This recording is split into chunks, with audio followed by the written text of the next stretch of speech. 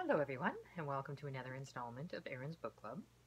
I just got back from work and finishing off can't talk.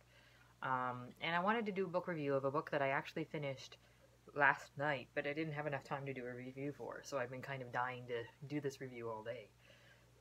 So the book review I have to do today is Dragonseye by McCaffrey, and I think it's like the fourth book in the line. As you know, the first book that I read was Dragon Rider's Dawn, which was 3 books in one, so I guess this is after that.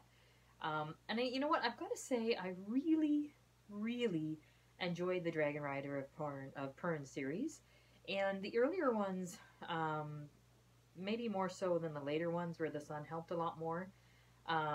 No dig on the sun, it's just, the old classics they've got a unique way to them. Now this is one I hadn't read before because I ordered it after I read the Dragon Riders of Pern because I was under the understanding that this was the next one in line.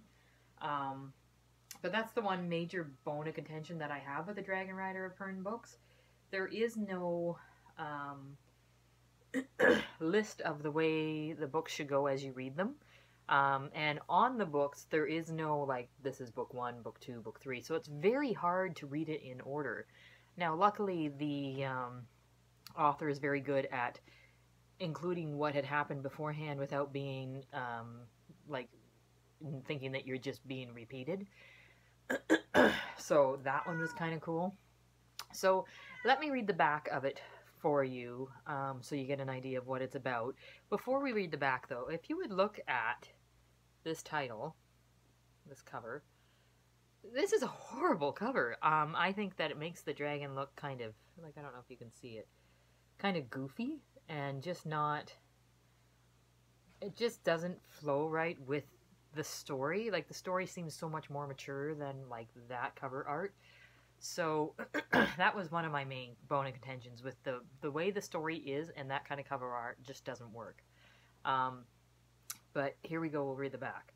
It's been 200 years since the deadly threadfall, It's been 200 years since the deadly thread fell like rain upon Pern, devouring everything in its path. No one alive remembers the first horrific onslaught, and no one believes in its return, except for the Dragon Riders. For 2 centuries they have been practicing and training, passing down from generation to generation the formidable thread-fighting techniques. Now the ominous signs are appearing, the violent winter storms, the volcanic eruptions that are said to herald the approach of the Red Star and its lethal spawn.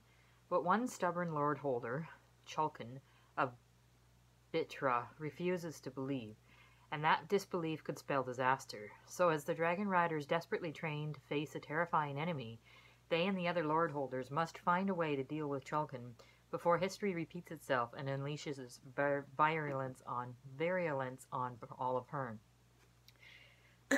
This is such a well-read or well-written book, a very fast-paced book. The enemy here, enemy number 1, this Chulkan guy who doesn't believe in thread, is a psychopathic, perfect enemy. And the politics of trying to deal with this enemy and the ability of something that's completely evil to be able to hide behind politics is second to none in this writing. I really disliked the enemy and how cruel he could be. In the end, how when the people were trying to escape his lands, the murder that was involved in that and the mutilations of the bodies after that was involved in all of that. Just the evil of it. She also was able to put in a lot of kind of innocent love stories into this book that none of them really got finished, and I'm really hoping that the next book will explore some of these love stories a lot better. The fact that she's able to bring in the class system with the color of the dragons, like the gold queens are the most valuable females, whereas I think it's the green, or maybe it's the blues, are the least value females, and those females are looked at as like kind of racy and very flirtatious and always pregnant, that kind of thing. Same with the males, like the bronze males are the top males, and then browns, and then either the greens or blues. I think greens, or maybe it's the blues. I don't know. But, like, there's a class system in the dragons, and, like, I remember one of the arguments when one of the main were leaders was complaining about another rider. The were mate said, oh, it's only a green rider, or it's only a blue rider, and that argument in that it's only a subhuman kind of thing was very interestingly done. The colony life and life on another planet and its new routines and getting used to that, also really easy to read. All in all, like, the Dragon Riders of Pern, I'm really thoroughly enjoying. I want to go and read some more of Anne McCaffrey's books because I think she's absolutely one of my favorite authors. So, thank you very much for listening to me rant about another book that I have read.